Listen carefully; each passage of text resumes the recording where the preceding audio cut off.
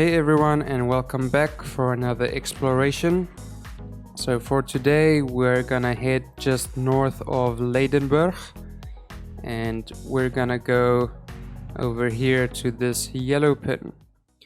So for today I just wanted to give you a little taste of what it's like to explore, and I would recommend this to everyone. When you train your eye and you look about 3 kilometers, 2.5 kilometers up the altitude, you'll be seeing a lot of these. So let's have a look. As you can see, not much going on here. And then what happens is, we see something over here. Very nice. I can see the channel over here. Quite a thin, well-defined channel. There's a big circle over here and a few more going into the bush.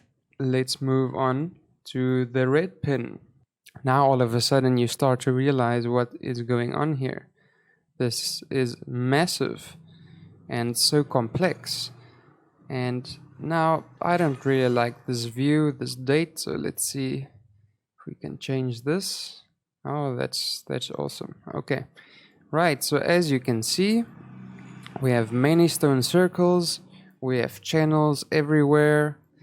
They're quite densely packed. So what you see is every stone circle seems to have this little circle, at least one inside of it. Many have two, and they really just look like cells to me. And now I'm gonna give you another view of this. So I took a screenshot of this one and I put it into Photoshop, and now you can see it even better. So I just played with the brightness and some of the color, and as you can see, now we have a very clear view of what's going on here. Here you can clearly see these channels, and what I found interesting about this is normally these channels are very thin, but as you can see, this one diverges into a larger opening. And I still do think we're working with water here, and these stone structures, the wall, may be a means of energizing or exciting the water in some way. So very interesting, this one.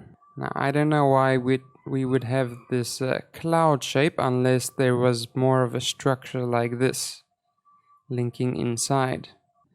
So let's have a look at this big one down here, and approximately 57 meters in diameter. So quite large, and if you watch the previous video of mine of the ringing stone, you can actually see how large these circles are. 887 meters, so almost a kilometer of condensely packed circles. So if you go physically and explore this place, I'm sure you will find a lot. Alright, so let's just move down. As you can see, we have another green pin here, which means it's a complex. As you can see, this one is not that well defined, so let's see if we can find a better view. There, it's almost invisible. So yeah, you really have to play around. Okay, I think we'll just stick with this one. So what you'll notice here is we have a very nice channel going over here. And what I have been thinking about lately is, why do we see these channels getting bigger in size and then thinner? Because usually you see them, they're quite thin, but at this point it expands. So there must be some function here. And this is quite a large opening, so we don't really know what this is for, but I am just assuming at this moment we're dealing with water. That's the most logical explanation. So just for some reference, we have a dirt road here, and maybe you can fit 2 or 3 cars side by side. So this is still a significant channel. If there were to be a flow of water here, that it would be quite a lot. And so a very nice complex of stone circles here. And so on to the next one. And then on top of a hill we have our yellow pin, which is alone standing, but I wonder even if I should change this one to green, because it's very beautiful. They're quite clearly defined, and you can see there's a lot of them there, but some of them have already faded into the landscape. How many were there originally?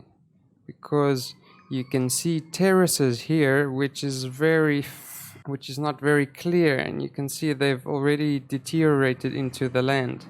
Just beautiful structures. Alright, so on to the next place. So we're gonna go over here to this red pin.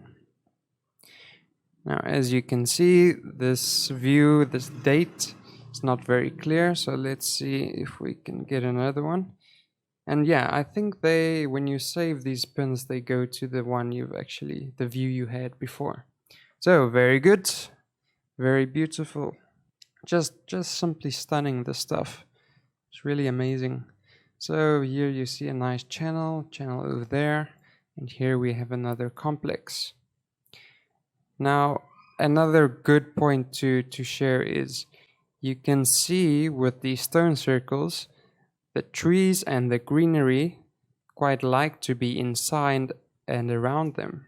So what's really cool about this one is you can see how the greenery, the plant life, is actually working with the structure and growing in and around these circles and walls. There must be some kind of energy which attracts some life-giving energy to these plants, because as you can see, the plants like them very much, and it really is prosperous in these areas.